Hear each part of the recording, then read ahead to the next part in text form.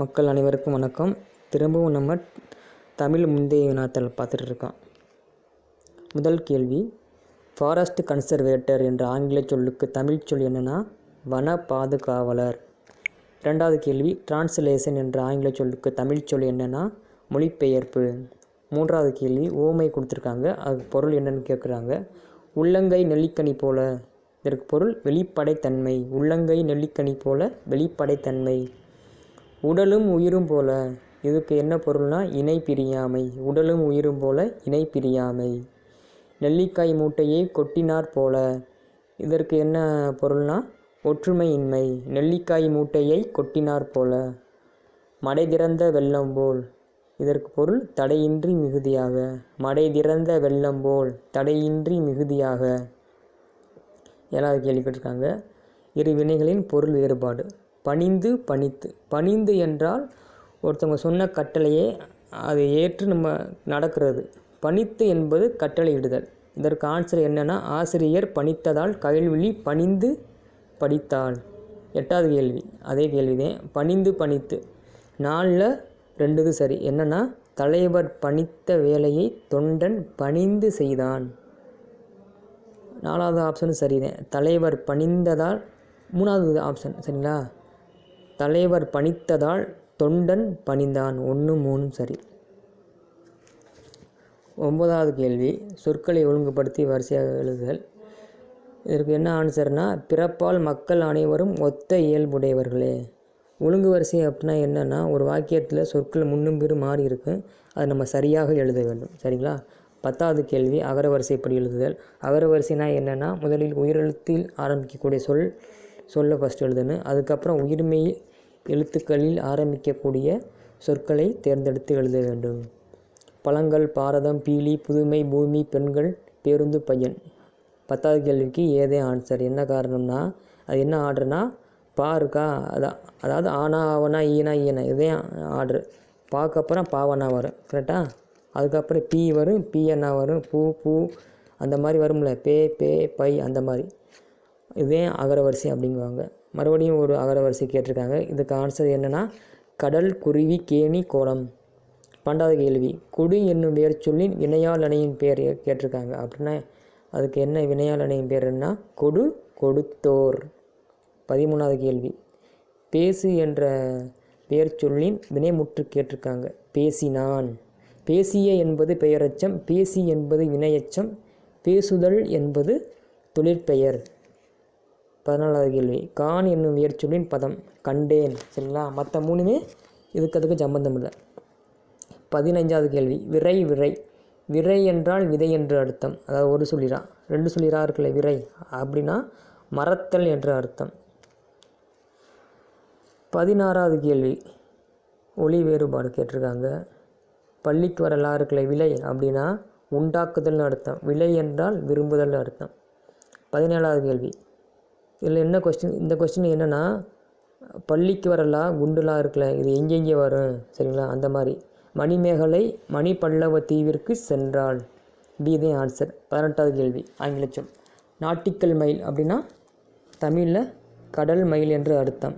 கிராப்னா செதுக்கி என்று அர்த்தம். 20வது கேள்வி, உதித்த என்ற சொல்லின் எதிர்ச்சொல் கேட்டிருக்காங்க. உதித்த அப்படின்னா மறைந்த என்று அர்த்தம். 21வது கேள்வி, உருவ தொடருக்கு பொருந்தா சொல்லை தேர்க. முகமதி, முகமலர், முகத்தாமரை இது 3மே உருவகம் சரிங்களா. முகமன் என்பது இதுக்கு சம்பந்தம் இல்லாதது. 22வது கேள்வி, படுவும் அதாவது பொருந்திய இணைகளை கேட்டிருக்காங்க. இல்லை எது சரின்னு. படுவும் அது இன்னிசை அளபடை இது சரிதான், பட்டு தவறுன்னு ஆன்சரில் தவறுன்னு கொடுத்துருக்காங்க. தளியி என்பது சொல்லிசை அளபடை 2ம் சரிதான், 2வது சரிதான். வாழ்க்கை என்பது ஒற்றளபடை இதுவும் சரிதான். தருவும் என்பது அது இன்னிசை அளபடை, ஆனால் செய்யுளிசை அளபடைன்னு கொடுத்துருக்காங்க, டவுட்டாக இருக்குது, புத்தகத்தில் பார்த்துக்கோங்க. சரியான எதிர்ச்சொல் அமைந்த விடையை கண்டறிக. எதிர்ச்சொல்னா இரவலர் என்றால் பொருளை வாங்குபவர், புரவலர் என்றால் பொருளை கொடுப்பவர் சரிங்களா. புரவலர்னால் வல்லன்னு அர்த்தம். இரவலருக்கு ஆப்போசிட்டு புரவலர். Option A. சேர்த்து எழுதுக. ஆத்தி கூட்டல் சூடி ஆத்திச்சூடி. ஆத்திச்சூடிக்கு இச்சு வரும்னு நினைக்கிறேன்னா, ஆனால் இங்கே பி கொடுத்துருக்காங்க ஆப்ஷனு. பார்த்துக்குங்க, டவுட்டாக இருக்குது, பார்த்துக்குங்க. 25வது கேள்வி. கொடுக்கப்பட்ட சொல்லின் கூட்டு பேர் கேட்டிருக்காங்க. ஆடுனா ஆடு கூட்டமாக இருந்துச்சுன்னா அது ஆட்டு மந்தை அப்படிங்குவோம். சரிங்களா? சேர்த்து எழுது கேட்டிருக்காங்க. எதிர்கூட்டல் ஒழிக்க எதிரொலிக்க. 27வது கேள்வி. பொருத்தமான பொருளை தேர்வு செய்க. மக்கள் கரந்தை பூவி சூடி செல்வது, அதாவது கரந்தை அதாவது புறத்தணைகள் மொத்தம் பண்டு வகைப்படும். அதில் கரந்தை திணை அப்படின்னா ஆணிரைகளை மீட்டல். வெட்சி என்பது ஆணிரைகளை கவர்தல், கரந்தை என்பது ஆணிரைகளை மீட்டல். சரிங்களா? 28வது கேள்வி. கூற்று காரணம் கேட்டிருக்காங்க. பந்து உருண்டது, இது தன்வினை, இது சரி. எழுவாய் ஒரு வினையை செய்தால் அது தன்வினை எனப்படும். சரி, ரெண்டுமே சரி, கூற்றும் சரி, காரணமும் சரி. 29வது கேள்வி. என் அம்மை வந்தாள் என்று மாட்டை பார்த்து கூறுவது திணை வலு அமைதி. சரி. ஓப்பின் காரணமாக அக்ரிணை உயர்திணையாக கொல்லப்பட்டது, இதுவும் சரிதான். சரிங்களா? இப்போ நம்ம ஆடு மாடெலாம் அது இதுன்னே சொல்லணும் இலக்கண முறைப்படி. ஆனால் சில பேர் நம்ம அம்மாங்குவான் வாடாப்படான்னு சொல்லுவோம்ல, அப்படிலாம் சொல்லக்கூடாது. சொல்லலாம், பட் இருந்தாலும் அதை வலு அமைதிங்குவாங்க. சரிங்களா? ஓப்பின் காரணமாக. சரிங்களா?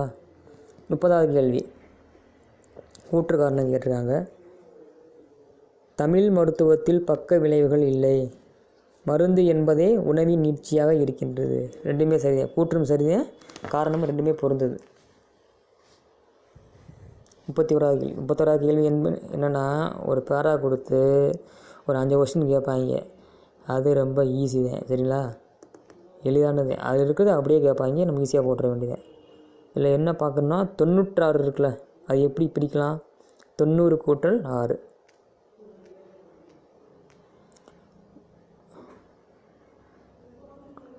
பரணி இலக்கியம் யாரால் பாடப்பட்டது? ஜெயங்கொண்டார். அவர் பாடினது கலிங்கத்து பரணி. சரிங்களா? மொத்தம் பரணி 6 வகை பரணி இருக்குது. அவர் பாடினது கலிங்கத்து பரணி. 36வது கேள்வி. தூசு அப்படின்னா என்னென்னா பட்டு என்று அர்த்தம்.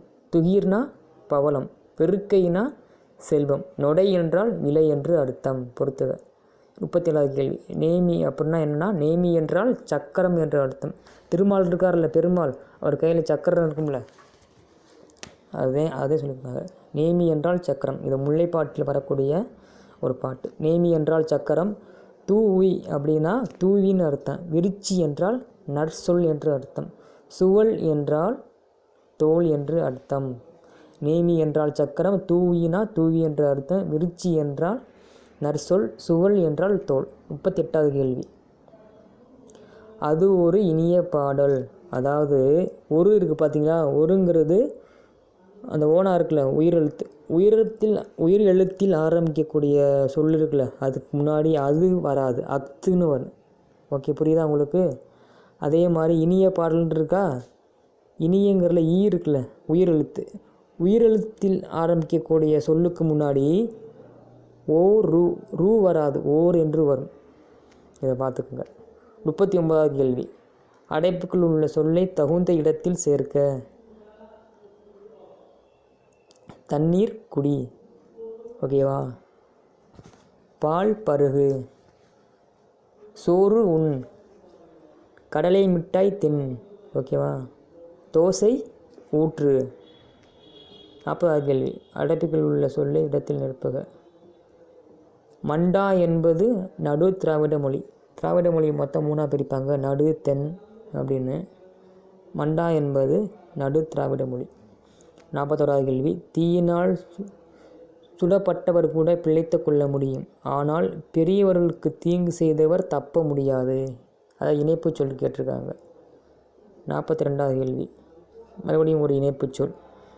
மலையாவில் உள்ள தமிழர்களின் இரத்தம் நேதாஜியின் மூளையில் கட்டியாக உள்ளது என்று சர்ச்சில் கூறினால் அதற்கு நேதாஜி இந்த தமிழினம்தான் ஆங்கிலேயர்களை அழிக்கும் என்று பதில் கூறினார்.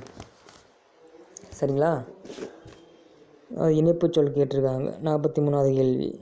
பொருத்தமான இணையை கேட்டிருக்காங்க. அவன் வந்தான் என்பது இறந்த காலம், இது சரி. அவள் வருகிறாள், வருகிறாள் என்பது நிகழ்காலம், ஆனால் எதிர்காலம்னு கொடுத்துருக்காங்க, தவறு.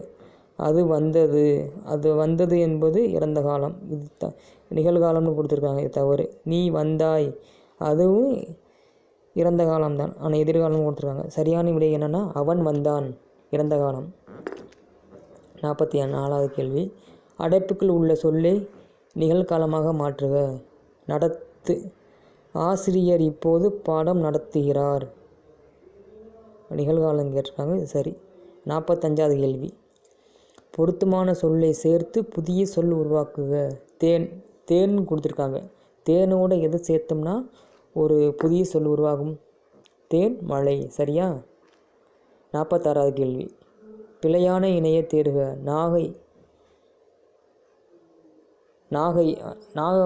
அதாவது நாகப்பட்டினம் இருக்குல்ல, நாகைப்பட்டினம் சரி. உதகை மண்டலம் சரி. பட்டு கோட்டை சரி. செங்கல் பட்டுன்னு வரும், செங்கல் புறம்னு வராது, அப்போ இதுவும் தவறு. 47வது கேள்வி. பேச்சு வழக்கு கொடுத்துருக்காங்க, அதை நம்ம எழுத்து வழக்கு எது சரின்னு பார்க்கலாம். எழுத்து வழக்குனா அப்படின்னு என்னென்னா சரியான இலக்கணமுடைய சொல், ஓகேவா? எங்கிருந்து வருகிறீர்கள், இதில் இதுவே சரியானது. 48வது கேள்வி. பொருத்தமான நூலினை தெரிவு செய். மருந்தே ஆயினும் விருந்தோடு உண் என்ற வரி இடம்பெற்ற நூல் எது? மருந்தே ஆயினும் விருந்தோடு உண் இந்த வரி இடம்பெற்ற நூல் கொன்றை வேந்தன். இது சொன்னது யாருன்னா ஔவையார். மன்னார்குடியின் மருவு என்னன்னா மன்னை, சரிங்களா? மன்னார்குடியின் மருவு மன்னை. 51வது கேள்வி. ரேஷனல் என்ற சொல்லுக்கு இணையான கலைச்சொல் கேட்டிருக்காங்க. ரேஷனல் அப்படின்னா பகுத்தறிவு என்று அர்த்தம். 52வது கேள்வி. டிரான்ஸ்ஃபார்ம் அப்படின்னா உருமாற்றுதல் என்று அர்த்தம். 53வது கேள்வி. இதில் பொறுத்த கொடுத்துருக்காங்க, தவறானது கேட்டிருக்காங்க. மார்பீம்னா ஒருவன், சரி. காம்பினேஷன்னா புணர்ச்சி, சரி. ட்ரெஸரினா கருவூலம், சரி. கேவு டெம்பிள்னா குகை கோயில்னு வரும், சரிங்களா? கேவு டெம்பிள்னா குகை கோவில்னு வரும், இவங்க கற்கோவில்னு கொடுத்துருக்காங்க, தவறு. 54வது கேள்வி. சரியான விடை வகையை தேர்ந்தெடுத்து எழுதுக. நீ விளையாட வரவில்லையா என்ற வினாவிற்கு கால் வலிக்கும் என்ற விடை உருவது கூறல் விடை, சரிங்களா? கால் வலிக்கும் அப்படின்னா உருவது கூறல் விடை. கால் வலிக்கிறது அப்படின்னா உற்றது உரைத்தல் விடை, சரிங்களா? 55வது கேள்வி. கடைக்கு போவாயா என்ற கேள்விக்கு போக மாட்டேன் என கூறுதல் என்று மறுத்து கூறுதல் மறைவிடை. உனக்கு கதை எழுத தெரியுமா என்ற வினாவிற்கு எனக்கு கவிதை எழுத தெரியும் என்று கூறுவது இனமொழி விடை, சரிங்களா? இனமொழி விடை என்னன்னா ஒரு கொஷின் கேட்குறேன், அதுக்கு பதில் எனக்கு அதே இனம் இருக்குல்ல, அப்போ கவிதை கட்டுரை எல்லாமே ஒரே இனம் தானே, ஒரே வரிசை தானே, அது சம்பந்தமாக சொல்கிறது, புரியுதா? 57வது கேள்வி. எவ்வகை வாக்கியம்? அப்பா சொன்னார், இது செய்வினை, சரிங்களா? அப்பா சொன்னார் என்பது செய்வினை. 58வது கேள்வி. என் அண்ணன் நாளை வருவான், இது என்ன தொடர்னு கேட்டிருக்காங்க, இது செய்தி தொடர். 59வது கேள்வி. பாரதிதாசனின் இயற்பெயர் சுப்புரத்தினம். இந்த விடைக்கு எந்த வினா சரியாக இருக்கும், சரிங்களா? விடை கொடுத்து வினா கேட்குறாங்க. பாரதிதாசனின் இயற்பெயர் யாது, சரிங்களா? 60வது கேள்வி. விடைக்கேற்ற வினா. கல்வி கற்றவர்க்கு அவர் கற்ற கல்வியே அழகு, ஆகையால் அழகு சேர்க்கும் பிற அணிகலன்கள் தேவையில்லை. இந்த விடைக்கு எந்த வினா சரியாக இருக்கும்? Option A. கல்வி கற்றவருக்கு ஏன் பிற அணிகலன்கள் தேவையில்லை. பார்த்துக்குங்க இதெல்லாம். சொற்களை ஒழுங்குபடுத்துதல். 61வது கேள்விக்கு பி ஆன்சர். நம் முன்னோரின் வாழ்க்கை இயற்கையோடு இயைந்தது. நம் முன்னோரின் வாழ்க்கை இயற்கையோடு இயைந்தது. 62வது கேள்வி. சொற்களை ஒழுங்குபடுத்தி சொற்றொடராக்கு. மறையும் கதிரவன் காலையில் மாலையில் உதித்து, இது தவறாக கொடுத்துட்டாங்க, இதை நம்ம ஒழுங்குபடுத்தி எழுதணும். கதிரவன் காலையில் உதித்து மாலையில் மறையும். 63வது கேள்வி. அகரவரிசை கேட்டிருக்காங்க. Option A. அன்பு, ஆடு, இரக்கம், ஈதல், உயிர், ஊக்கம், எளிமை, சரிங்களா? சரியானது. 64வது கேள்வி. வேர்ச்சொல். நடக்கிறது என்ற சொல்லின் வேர்ச்சொல் என்ன? நட. தருகின்றனர், இதன் வேர்ச்சொல் என்ன? தா. ஒரு பொருள் தரும் பல சொற்கள் என்ன? அதாவது ஒரு பொருள் தான், ஆனால் அதுக்கு பல சொல் இருக்குது. முகில்னா என்ன? மேகம். கார்னா என்ன? மேகம். கொண்டல்னா என்ன? மேகம். புரியுதா உங்களுக்கு? அந்த மாதிரி தான் ஒரு பொருளே ஆனால் பல சொல் இருக்குது. தாவரத்தின் நுனிப்பகுதியை குறிக்கும் சொற்களுள் அல்லாது என்ன? நுனிப்பகுதி இருக்குல்ல, நுனிப்பகுதியை வந்து தளிருங்குவான், துளிருங்குவான், குருத்துங்குவான், முறிங்குவான். இந்த தோகை என்பது என்னன்னா தாவரத்தின் இலைப்பகுதியை குறிக்கும்.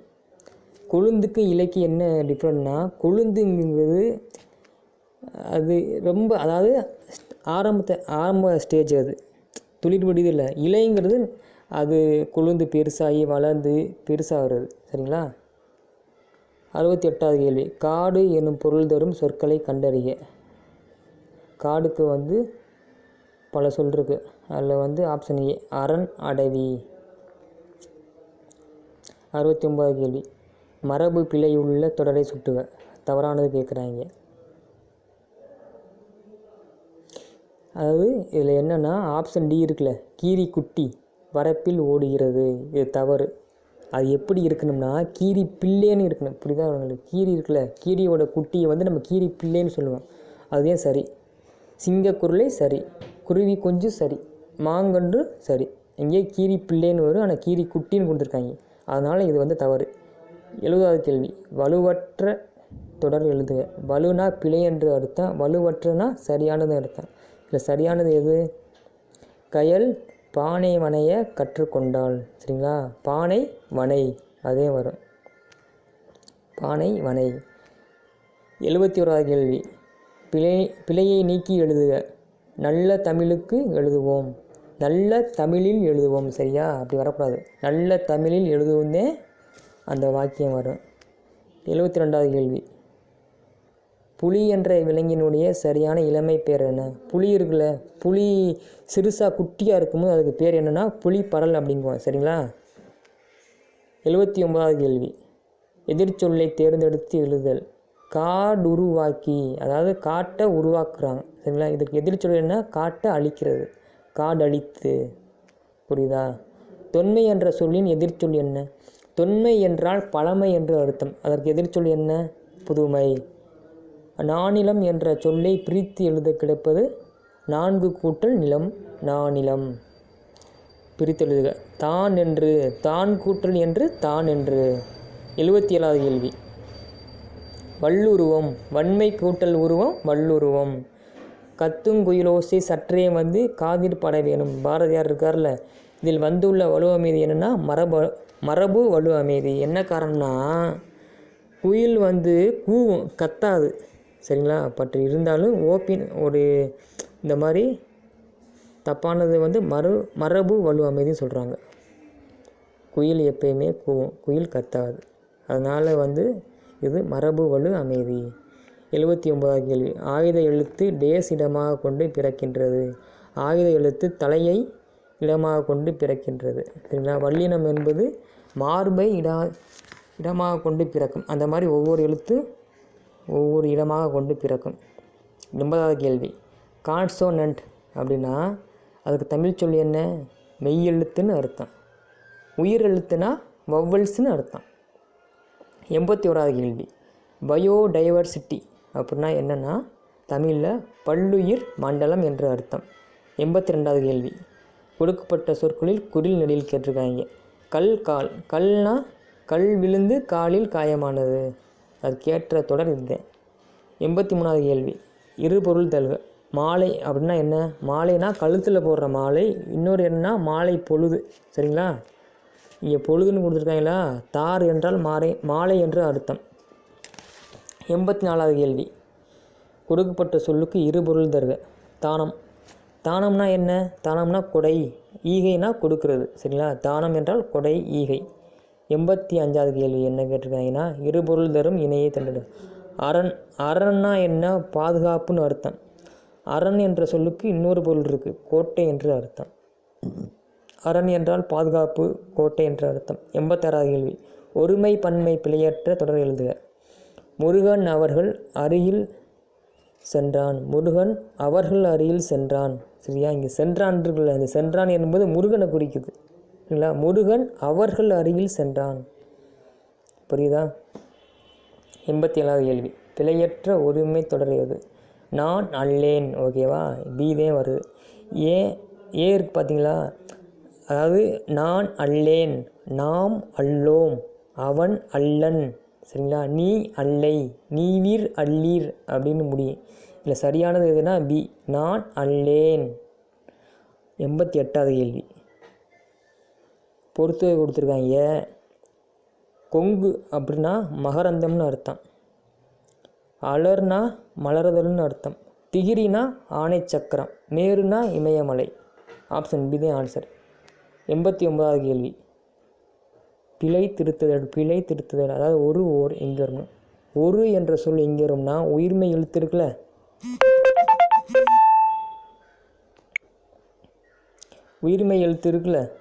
உயிர்மை எழுத்தில் ஆரம்பிக்கக்கூடிய சொல்லாம் இருக்குது பார்த்தீங்களா? காணா, காவனா, பானா, அப்படி. அதுக்கு முன்னாடி ஒருன்னு வரும். ஓருங்கிறது எங்கே வரும்னா ஆனா, ஆவனா, ஈனா, ஏனா இருக்குல்ல, அதில் ஆரம்பிக்கக்கூடிய சொல்லுக்கெல்லாம் ஓர் வரும். புரியுதா? ஒரு வண்ணத்து பூச்சியின் சிறகசைப்பு உலகில் எங்கோ ஒரு எதிர்வினையை ஏற்படுத்தும் என்று அறிவியல் கூறுகிறது. இதுக்கு ஆப்ஷன் பி தான் சரி. 90வது கேள்வி, பொருத்தமான பொருளை தெரிவு செய்க. சரியா? இது திருக்குறள் கேட்டிருக்காங்க. தேவர் அணையர் கயவர் அவரும் தாம் மேவன செய்தொழுகலான். சரிங்களா? இது இந்த கூடிட்ட இடத்துல கயவர்னு வரும். 91வது கேள்வி, சரியான தொடரை தேர்ந்தெடுத்து எழுதுக. இந்தியாவின் பறவை மனிதர் டாக்டர் சலீம் அலி. 92வது கேள்வி, நண்பா படி இது எவ்வகை தொடர்? இது விழித்தொடர். சரிங்களா? நண்பா அதாவது அம்மா, அப்பா அப்படின்னு சொல்லி கூப்பிட்டு இதை அதாவது நண்பா படிங்கிறது விழித்தொடர். ஒருத்தவங்களை கூப்பிட்ற மாதிரி இருக்குல்ல, நண்பா, மாப்பிள்ளை, அம்மா அப்படின்னு, அப்படி வந்துச்சுன்னா அது விழித்தொடர்னு அர்த்தம். 93வது கேள்வி, சரியான வினாச்சொல்லை தேர்ந்தெடுத்து நிறைவு செய்க. மதிப்பு கூட்டுதல் என்றால் என்ன? சரிங்களா? கடைசியில் இந்த வினா இருக்குல்ல, என்ன சொல் வரும்? எது, யார், எல்லாம் வராது, என்னதே வரும். சரியான வினாச்சொல் மறுபடியும் பெயர் சொல் எத்தனை வகைப்படும்? அதே மாதிரி அறநெறிச்சாரம் என்பதன் பொருள் என்ன? 96வது கேள்வி, பொருத்தமான காலம் அமைத்தல். தமிழரசி வள்ளுவரை ஓவியமாக வரைந்தாள் என்பது இறந்த காலம். இதுவே சரி, மற்றது எல்லாமே தப்பாக கொடுத்துருக்காங்க. 97வது கேள்வி, அதாவது பேச்சு வழக்கு இல்லாத சொல் கேட்டிருக்காங்க. பேச்சு வழக்குங்கிறது தப்பாக இருக்கும். எழுத்து வழக்குங்கிறது இலக்கண முறைப்படி சரியாக இருப்பது எது? எழுத படிக்க தெரிந்து கொள்ள வேண்டும் என்று விரும்புகிறேன். சரிங்களா? 98வது கேள்வி, சரியான எழுத்து வழக்கு தொடரை தேர்க. யார் நீ, எங்கு வந்தாய்? 99வது கேள்வி, நிறுத்தற்குறி அறிக. நல்லவன் வாழ்வான், தீயவன் தாழ்வான். அரைப்புள்ளி இருக்கா, அதை கொடுத்துறேன் பாருங்கள். 100வது கேள்வி, பின்வரும் தொடரின் சரியான நிறுத்தற்குறி. அதே மாதிரி தான் கேட்டிருக்காங்க. காகத்திற்கு காது உண்டா, அதற்கு காது கேட்குமா? இதுக்கு எது ஆன்சர்னா, காகத்திற்கு காது உண்டா அப்படின்னு கேள்வி தானே இது. அப்படின்னா கேள்வினா என்ன? வினாக்குறி வரணும்ல, வினாக்குறி. அதற்கு காது கேட்குமா, அது வினா தானே. லாஸ்ட்டில் இந்த வினாக்குறி போட்டாங்க. ஓகே மக்களே, ரொம்ப நன்றி மக்களே கேட்டதுக்கு. நல்லா படிங்க மக்களே.